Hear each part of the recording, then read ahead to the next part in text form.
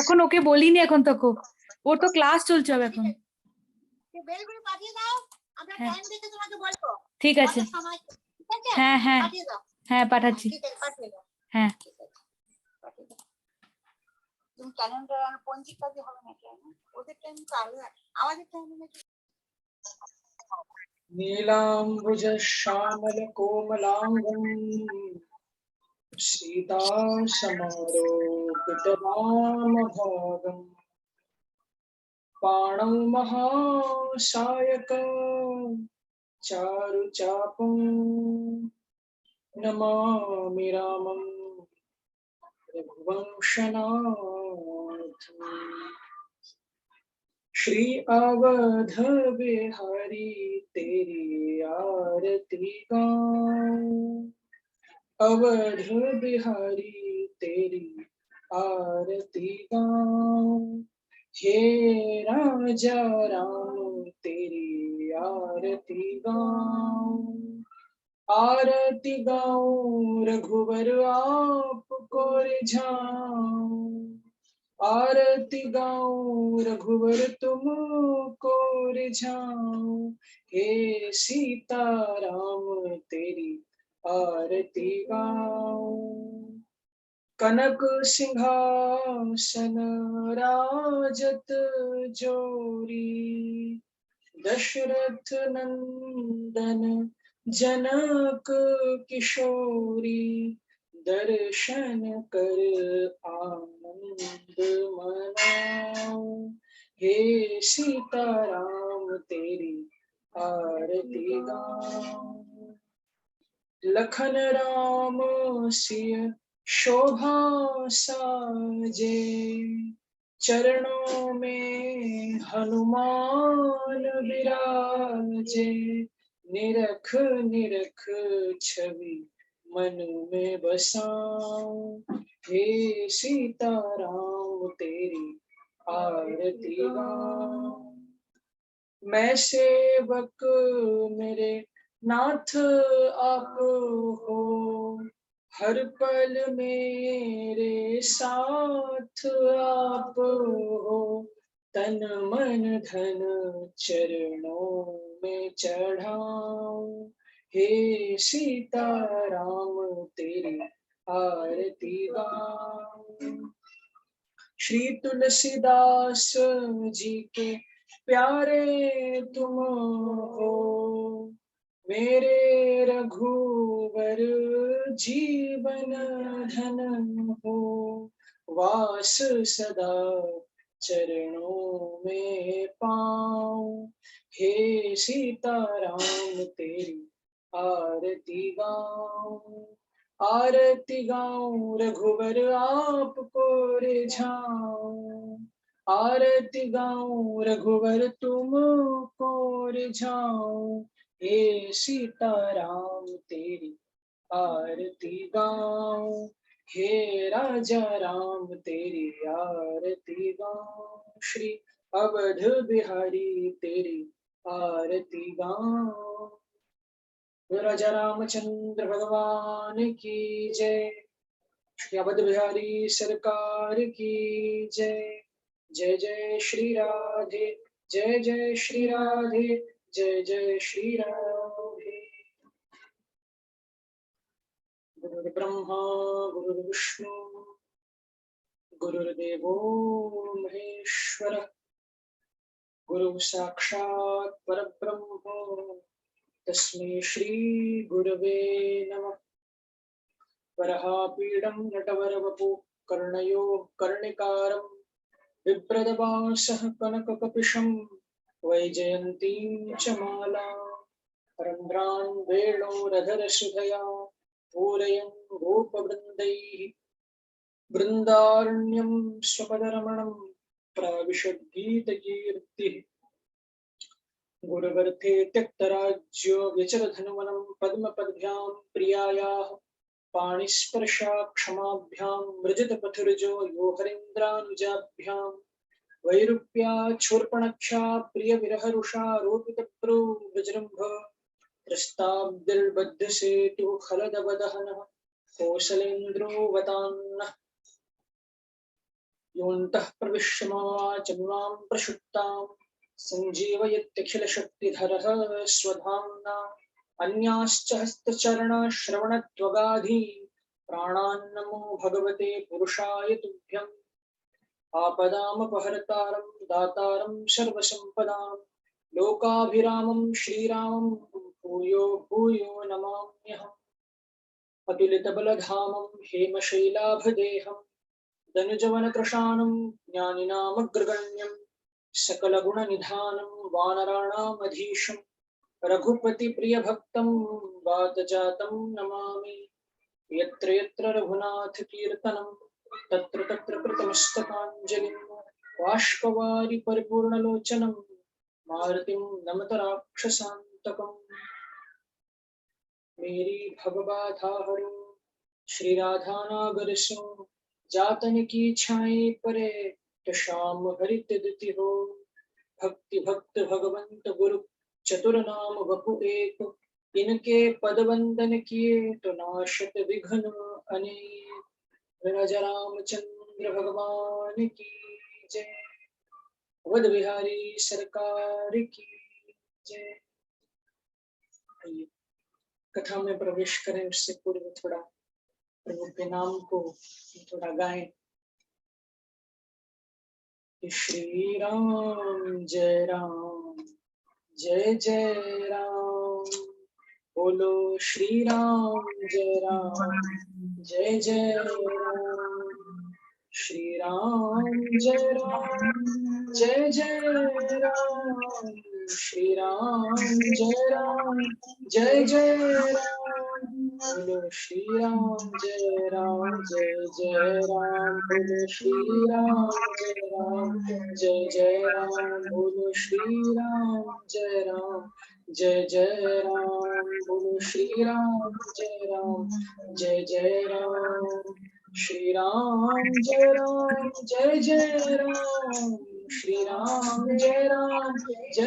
राम बोलो श्री राम जय राम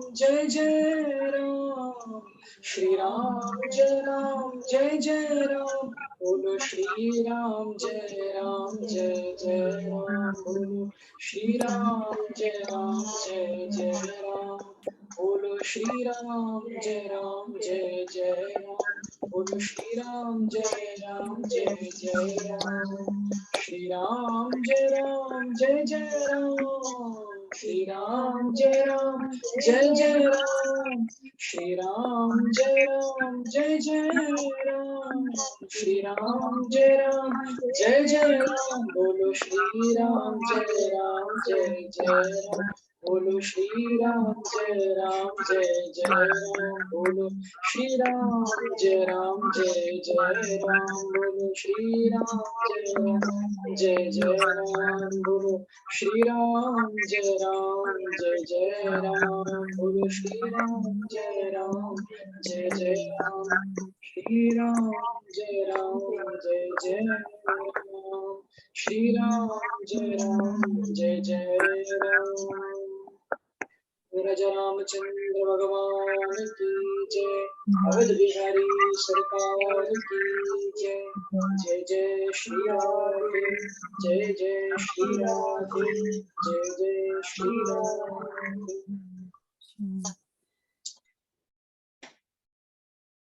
परम मंगल श्री रामचरितमानस कल की कथा में हमने बड़ा सुंदर वो राम भरत मिलाप कथा सुनी थी। कैसे श्री भरत जी महाराज ने उस राज्य को ठोकर मारकर सामने पड़ी हुई वो राजगद्दी भरत जी के सामने पड़ी हुई थी, लेकिन परवाह नहीं किया, ठोकर मार दी और निकल गए कि प्रभु राम को भैया को मैं मनाऊंगा और इस राजगद्दी पर तो वही बैठेंगे। इतना प्रेम भरत के अंदर था कि आपको मालूम है, मैंने पहले भी ये कहा था, विवाह होने के बाद जब अयोध्या सब लोग आए थे, चारों भैया, तुरंत ही भरत जी ननिहाल के लिए निकल पड़े। वैसे तो कैकेयी जी के पिता का स्वास्थ्य वो तो एक बहाना था, लेकिन भरत जी को ये डर था कि कहीं मेरे रहते वो राज्य जो मेरे भैया को, मेरे राम जी को मिलना चाहिए, वो कहीं मेरे वजह से वो कहीं भटक न जाए उस ओर जाने से। इसलिए राम भरत जी ने कहा कि जब तक मेरे भैया राजगद्दी पर नहीं बैठेंगे तब तक मैं अयोध्या में नहीं रहूंगा, मैं भी ननिहाल ही रहूंगा। तो जब मैं रहूंगा ही नहीं तो मेरा प्रश्न ही नहीं आएगा। तो लगभग 12 साल भरत जी अयोध्या से दूर वहां ननिहाल में थे। लेकिन समय का, विधाता का ऐसा कुछ चक्र वो चला कि राम जी को तो वो राज्य मिला नहीं, जिनके लिए वो राज्य छीन करके लिया गया था, भरत जी को वो राज्य चाहिए नहीं। इसलिए कल भी हमने तो कहा था ना, राम और भरत में छिड़ गई भैरव एक लड़ाई, अवध राज को गेंद बना दोनों ने ठोकर मारी। अवध राज तो एक गेंद की तरह बन गया, न राम ले रहे हैं न भरत ले रहे हैं, दोनों ठोकर मार। जब भरत जी को गले मिले प्रभु लक्ष्मण जी भी गले मिले, सीता जी को प्रणाम किया भरत जी ने। जब माताओं को देखा प्रभु ने, क्योंकि माताएं भी आई थी, वशिष्ठ जी को प्रणाम किया। निषाद राज साथ में लाए थे तो उनसे भी गले मिले। और जब माओ का दर्शन किया, सफेद साड़ी में, कोई मंगल चिन्ह नहीं है, तो पूछने लगी कि माँ क्या हो गया, आप ऐसा क्यों वेश धारण करके आए, पिताजी ठीक तो हैं? तो वशिष्ठ जी ने कहा कि देखो राम, दशरथ जी तुम्हारे वियोग में अपने प्राण को नहीं रख पाए, तुम्हारा नाम लेते लेते वो सूर भयो सुरधाम, वो सुरधाम को चले गए।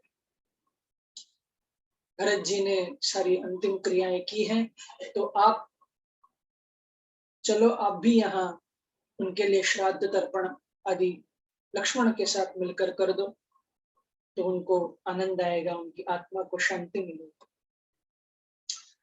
तो लक्ष्मण के साथ मिलकर वहां नदी के तट पर जाकर के गंगा जी में वहां श्राद्ध तर्पण आदि किया। प्रभु राम ने व्रत रखा, पूरे दिन कुछ नहीं खाया राम जी ने। और राम जी जब कुछ नहीं खाए तो पूरी जितने भी वहां अयोध्या के वासी आए थे, किसी ने कुछ नहीं खाया, सब भूखे पड़े रहे। अगले दिन जब प्रातःकाल हुई तो प्रभु ने कंदमूल फल, जो वहां जो सेवक थे, वहां जो भील थे, उनसे थोड़ा थोड़ा मंगा करके सबके लिए बांटा कि आप सब इस कंदमूल फल को खाइए, पाइए इसको। तो जब प्रभु ने पाया तो सबने उसको पाया। लेकिन अभी तक भरत जी उस संकोच में है कि मैं कैसे अपनी बात को रखूं, कैसे मैं भैया से कहूं कि आप फिर से, क्योंकि पता है कि भैया बड़े अपने वचन के पक्के हैं, कभी मुकरेंगे नहीं। कहीं ऐसा ना हो कि मैं बोलूं और वो ना माने और खाली हाथ ही हमको जाना पड़े। तो वशिष्ठ जी से सलाह ली कि गुरुजी आप हमको बताओ कि मैं क्या करूं, कैसे प्रभु के सामने जाऊं, क्या उपाय मैं करूं। तो वशिष्ठ जी ने कहा कि देखो भरत, आपका विचार बड़ा श्रेष्ठ है, आपकी भक्ति बड़ी श्रेष्ठ है। ऐसा भाई भाई का प्रेम कहीं जग में दूसरा देखने को कहीं नहीं मिलने वाला। आप ऐसा करो, प्रभु से ये प्रस्ताव रखो कि मैं वन में रह जाता हूं और आप राज्य के लिए चलिए। देखिए ये प्रस्ताव रख करके, क्योंकि दशरथ जी ने वचन तो लिया है कि मेरा बेटा वन में माने जाएगा 14 वर्ष, तो ऐसा आप प्रस्ताव उनके सामने रख कर देखिए कि प्रभु क्या बोलते हैं कि 14 वर्ष के लिए मैं रह जाता हूं, आप अयोध्या जाइए। और वशिष्ठ जी ही बैठे हैं प्रभु के सामने, सब पूरे अयोध्यावासी सब माताएं भी बैठी, और कहा वशिष्ठ जी ने, देखो राम, वैसे तो तुम बड़े अपने वचन के पक्के हो, मैं जानता हूं, लेकिन भरत तुमसे कुछ कहना चाहते हैं, क्योंकि भरत जी का प्रेम के वश में हो गया। भरत जी का इतना प्रेम है तुम्हारे ऊपर कि मैं उसके आगे कुछ नहीं बोल सकता।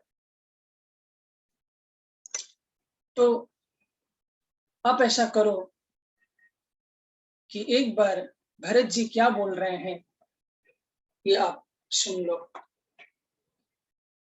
तो जब भरत जी को कहा कि आप प्रस्ताव रखिए, अपना क्या बोलना चाहते हैं बोले, तो कहा कि मेरी बड़ी मिठाई है, मैं जानता हूं, मैं बड़ों की तरह बोल रहा हूं, ये मुझे आप क्षमा करना, लेकिन मैं ये आप चाहता हूं कि आप वो अयोध्या का राजगद्दी आप फिर से आकर के संभालें। आप चाहो भैया तो मैं यहाँ 14 वर्ष रह जाता हूँ, लेकिन आप अयोध्या को मत छोड़िए, आप फिर से लौटिए अयोध्या। तो प्रभु ने कहा कि देखो भरत, आज्ञा मेरे लिए हुई, तुम्हारे लिए नहीं हुई। तुम्हारे लिए तो राज्य की आज्ञा हुई है, तुमको वो कर्तव्य करना है, तुमको अपना राज्य जो अयोध्या का राज्य है उसको अच्छे से संभालना है। वन की आज्ञा तो मुझे मिली, इसलिए मैं उस वचन से तो मैं वो कर नहीं सकता। मैं 14 वर्ष के बाद अवश्य आऊंगा, लेकिन अभी मैं नहीं आ सकता, तुमको ही वो राज्य संभालना है। बहुत विनती करी भरत ने, देखिए राम, देखिए भैया, मैं वो राज्य नहीं कर सकता, क्योंकि मेरे अंदर राज्य का कोई लोभ ही नहीं है, और मैं अगर उस राजगद्दी पर जाकर के बैठा तो मैं उसको अच्छे से संभाल भी नहीं पाऊंगा, क्योंकि मेरा मन तो आपके पास है। मैं कैसे उस राजगद्दी को संभालूंगा? आप कृपा करिए, आप ऐसा मत करिए कि मैं संभालूंगा। और मैं ये संकल्प लेता हूं कि मैं भी 14 वर्ष के लिए वल्कल वस्त्र धारण करके ही मैं रहूंगा, आप जैसे हो ऐसे ही मैं भी रहूंगा। और एक प्रस्ताव फिर भरत जी ने रखा कि देखो भैया, आप बोल रहे हो आप नहीं आओगे, लेकिन आपकी पादुका तो आ सकती है। आप ये कृपा मेरे ऊपर करो कि आपकी पादुका मुझे दे दो, और राजगद्दी पर आपकी पादुका को बिठाया जाएगा और आपकी पादुका ही पूरी अयोध्या को चलाएगी, मैं नहीं चलाऊंगा, क्योंकि मेरे अंदर वो सामर्थ्य नहीं, मैं नहीं चला सकता। तो ये वशिष्ठ जी को भी ये बात बड़ी अच्छी लगी। तो उस राम जी के राम जी भी कुछ बोल नहीं पाए क्योंकि प्रेम इतना है भरत जी। और उस क्षण में देवता इतने घबरा रहे हैं कि कहीं राम ये प्रस्ताव स्वीकार न कर लें अयोध्या वापस जाने की। अगर अयोध्या वापस चले गए तो हमारी जो भी करनी अभी तक करनी थी, क्योंकि राक्षसों को नहीं मारेंगे, और जो भी करनी हमारा हमको करनी थी वो सब चौपट हो जाएगी। तो तभी भी देवताओं ने ये कुचाली चलने की कोशिश की, बृहस्पति से जाकर के ये कहा कि आप कैसे भी करके भरत जी को मिलने से रोक दीजिए, क्योंकि अगर मिलेंगे तो भरत जी का प्रेम इतना है कि उनको अयोध्या वापस आना ही पड़ेगा। लेकिन उन्होंने कहा कि देखो देवताओं, राम जी अपने वचन के बड़े पक्के हैं, वो कभी अयोध्या वापस नहीं जाएंगे। और भरत जी का प्रेम भी इतना है तो भरत जी का प्रेम भी रखा जाएगा और वो अयोध्या वापस भी नहीं जाएंगे। ऐसा कोई वो उपाय जरूर निकलेगा, तुम इतना चिंता मत करो। तो वही मार्ग निकला। भरत जी ने पादुका उठाए, अपने सिर पे रखा और उस पादुका को रख करके भरत जी रोते बिलखते हुए फिर से अयोध्या को जा रहे हैं। उस अयोध्या को जाकर के राज सिंहासन पर पादुका को रखे और उसके बाद ठीक वैसा ही वल्कल वस्त्र भरत जी ने धारण किया, जटा जूट धारण किए और अयोध्या से दूर नंदीग्राम में भरत जी एक कुटिया में रहने लगे और कहा कि अगर कुछ अयोध्या को चलाने का थोड़ा बहुत जो भी काम है, जो भी उस अयोध्या को चलाने में थोड़ा बहुत कुछ व्यवस्था लगेगी, उसके लिए तुम आ जाना। मैं अपने प्रभु का स्मरण करके, राम भैया का स्मरण करके मुझे जो ठीक लगे मैं वो निर्णय दूंगा, लेकिन मैं उस राजगद्दी पर बैठूंगा नहीं। राजगद्दी पर तो भैया ही बैठेंगे। कहा कि 14 वर्ष तक प्रभु राम को ये कहा और ये वचन लिया प्रभु से कि ठीक है भैया, आप नहीं आना चाहते हो, कोई बात नहीं, आप 14 वर्ष बाद आओगे, कोई बात नहीं, लेकिन मैं 14 साल तक आपका इंतजार करूंगा। मैं भी उस वल्कल वस्त्र धारण करके कंदमूल फल खा करके मैं रहूंगा, लेकिन भैया आपसे मैं वचन लेना चाहता हूं कि अगर 14 वर्ष से 1 मिनट भी अगर ज्यादा हो गया तो मैं अपने प्राण को धारण नहीं करूंगा। ये आप ध्यान रखना। अगर 14 वर्ष के बाद 1 मिनट भी आपने देरी करी अयोध्या आने में तो मैं अपने प्राणों को धारण नहीं करूंगा। ऐसा वचन भरत जी ने लिया और वापस लौटे हैं, पादुका को रखा है और नंदीग्राम में जाकर के वास भरत जी कर रहे हैं। राज्य को थोड़ा बहुत संभालने के लिए, जो राज्य को व्यवस्थित करने के लिए जो कुछ लगे इंतजाम वो वहां से ही किया जाता था भरत जी के द्वारा। आगे चित्रकूट में भगवान 13 वर्ष तक रहे। फिर चित्रकूट से प्रभु निकले हैं और पंचवटी में प्रभु आए हैं रहने के लिए। और जब पंचवटी में आए तो वहां भी सुंदर कुटिया लक्ष्मण जी ने बनाई। जब लक्ष्मण जी वो कुटिया बना रहे थे तो ये रावण की बहन जो थी शूर्पणखा, ये आई। इसने देखा कि ये बड़े कितने सुकुमार, ये राजा हैं, राजा लगते हैं। तो मैं जाकर के थोड़ा अपना प्रस्ताव रखूं शादी के लिए। तो आपको मालूम है इसका नाम शूर्पणखा क्यों है? शूर्पणखा कहते हैं जिसकी नाखून बड़े लंबे लंबे, जिसके नाखून बहुत लंबे लंबे, जिसके नाखून बड़े लंबे लंबे थे। तो लिया अपने नाखून कभी लंबे लंबे मत रखना, क्योंकि अगर नाखून लंबे रखोगे तो आप भी शूर्पणखा से कम नहीं। तो ये एक शौच आचार है, उस नाखून को कभी लंबा नहीं रखते, छोटा ही रखते। तो इसके बड़े लंबे लंबे नाखून थे, इसलिए इसका नाम शूर्पणखा रखा गया। रावण की बहन थी तो रूप बदल करके वहां आई। पहले राम जी से कहा कि देखो सुंदर युवक, तुम्हारे जैसा कोई सुंदर नहीं है और मेरी जैसी कोई सुंदरी नहीं। मौसम को सुंदर नारी, मेरे जैसी कोई सुंदरी नहीं है और तुम्हारे जैसा कोई सुंदर नहीं है। मैं यहाँ अपने शादी का प्रस्ताव लेने के लिए आई हूँ, मुझसे शादी करो। तो राम जी ने कहा कि देखो देवी, मेरी तो विवाह हो चुकी है, ये मेरी पत्नी है सीता, तो मैं तो तुमसे विवाह नहीं कर सकता। एक बार तुम जाकर मेरे भाई के से जाकर के पूछो, शायद वो तुमसे शादी करने के लिए तैयार हो जाए। क्योंकि पर्णकुटी बना रहे थे लक्ष्मण जी।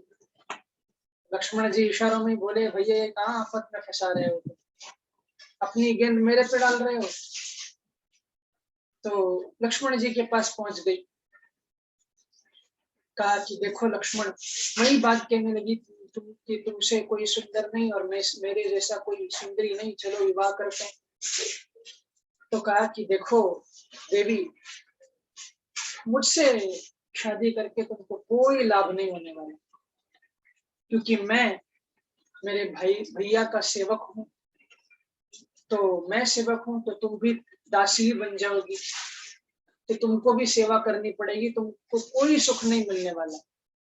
और मेरी भी विवाह हो चुकी है और तुम अगर मेरे से विवाह करोगी तो तुमको कोई सुख नहीं मिलेगा। तुम वहीं पे जाकर के अपना और एक बार प्रस्ताव लगा करके देखो। राम जी के पास, फिर से राम जी के पास भेज दिया।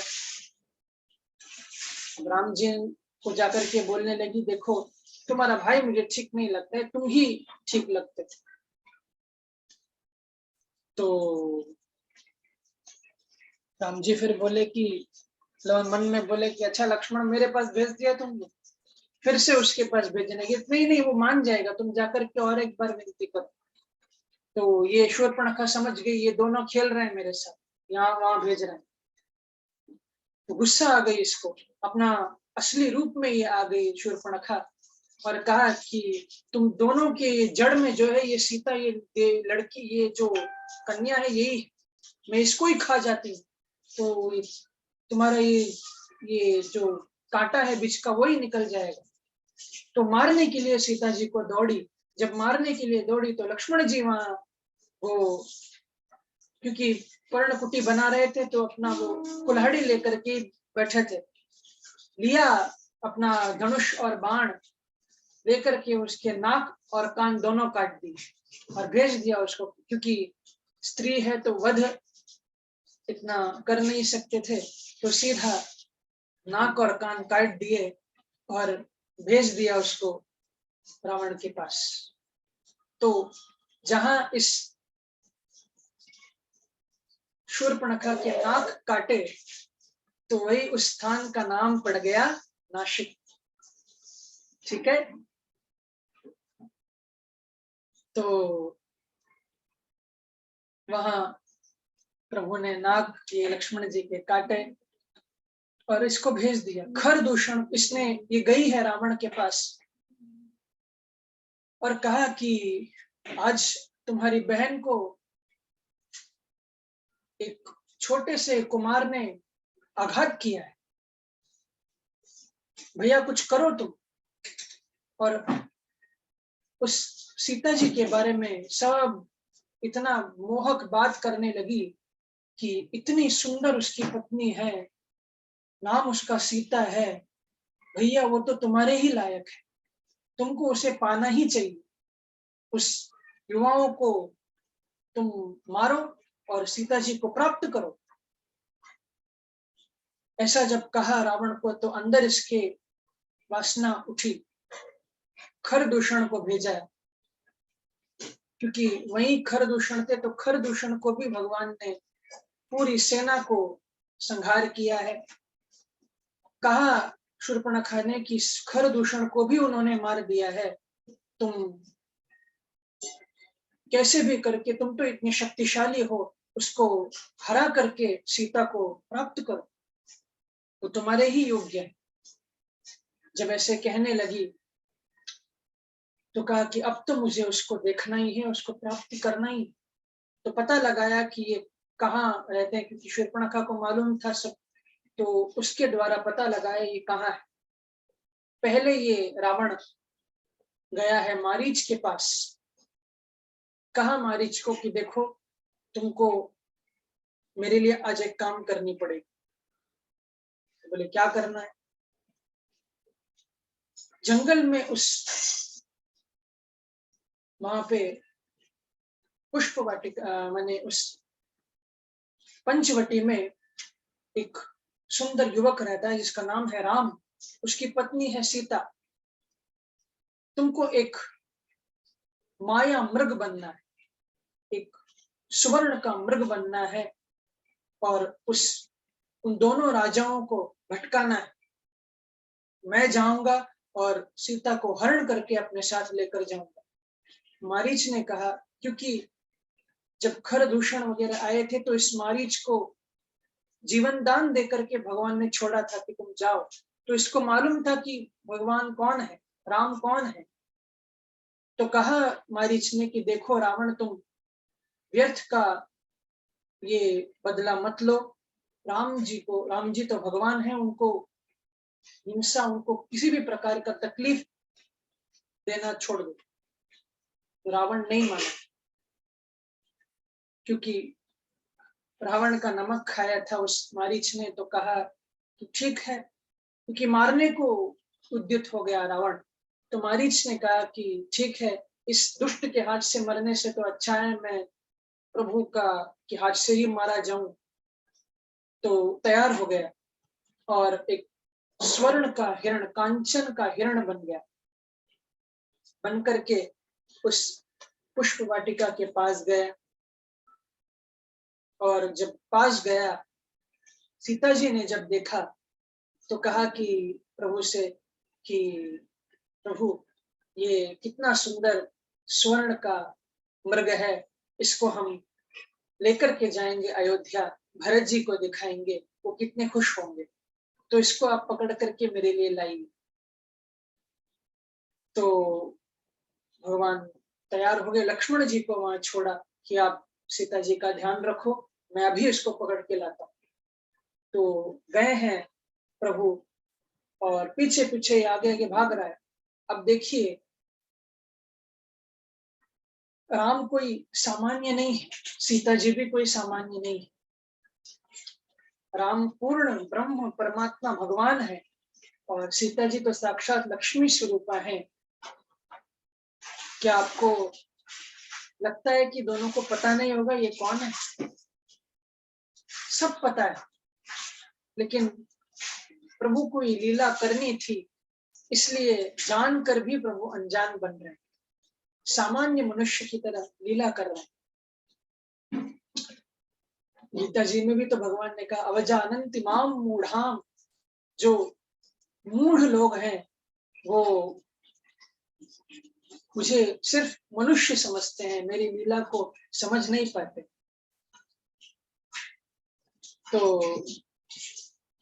पीछे पीछे गए हैं, बाण जब मारा है इस मारीच को, तो जब चिल्लाया है तो प्रभु राम की आवाज में चिल्लाने लगा कि हाँ लक्ष्मण मुझे बचाओ, हे सीते मुझे बचाओ। जब ऐसा कहने लगा तो प्रभु राम बोले, ये क्यों मेरे आवाज में चिल्ला रहा है? कहीं लक्ष्मण यहाँ ना आ जाए, सीता वहां अकेली छोड़कर ना आ जाए। जब सीता जी ने वो आवाज सुनी तो लक्ष्मण जी को कहा कि देखो लक्ष्मण, तुम्हारे भैया खतरे में है, जाओ रक्षा करो। लक्ष्मण जी ने कहा कि नहीं माँ, देखो प्रभु राम तो भगवान है, उनको कोई नहीं मार सकता, आप बिल्कुल चिंता मत करो। ये कोई मायावी, ये राक्षस ही है जिसका ये खेल चल रहा है, आप चिंता मत करो। मैं यहाँ से अब जाऊंगा, आपकी रक्षा कौन करेगा फिर? लेकिन सीता जी ने कहा कि नहीं लक्ष्मण, तुमको जाना ही पड़ेगा। अब रामचरितमानस में तो इतना कुछ कहा नहीं सीता जी ने, लेकिन अगर वाल्मीकि रामायण उठा करके हम देखें तो बहुत कुछ लक्ष्मण जी को कह दिया है सीता जी ने। यहाँ तक कह दिया कि तुम शायद मुझे पाने के लिए ही अपने भाई को मरने को छोड़ रहे हो और यहीं तुम बैठना चाहते हो। यहाँ तक लक्ष्मण जी को कह दिया। जिन लक्ष्मण जी ने आज तक सीता जी के चरण के अलावा और किसी का दर्शन नहीं किया, उनको उतना तक जब कह दिया तो लक्ष्मण अपने आप को फिर रोक नहीं पाए। एक अपना बाण लिया और रेखा खींची चारों ओर उस कुटिया के, और कहा सीता जी को इसकी माँ, आप इस रेखा को आप न लांघें, कोई भी कितना भी तुम आपसे कहे, लेकिन आप इस रेखा को लांघिए नहीं, मैं अभी आता हूं। ऐसा कह करके लक्ष्मण जी भागे, दौड़े। समय पा करके वो रावण एक साधु का वेश बना करके आया और भिक्षा मांगी सीता जी से कि भिक्षा दो। तो जब उस रेखा को लांग करके जाने लगा तो उस अग्नि आने लगी। तो कहा रावण ने कि देखो देवी, मैं अंदर नहीं आ सकता, तुमको ही इसके बाहर आकर के मुझे भिक्षा देनी होगी।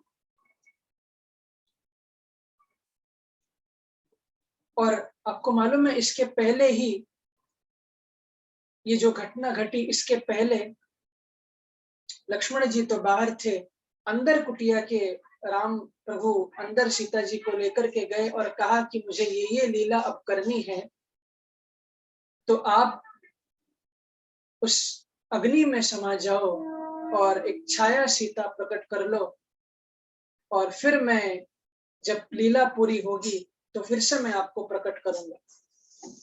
तो वही ये लक्ष्मण जी को भी बात पता नहीं चली थी, ये केवल और राम जी और सीता जी के बीच में ये बात थी। एक अग्नि वहां प्रकट की, उस अग्नि के अंदर माँ सीता चली गई जो असली वाली सीता है, और एक छाया सीता वहां प्रकट हो गई, और बाहर ये वही छाया सीता अब लीला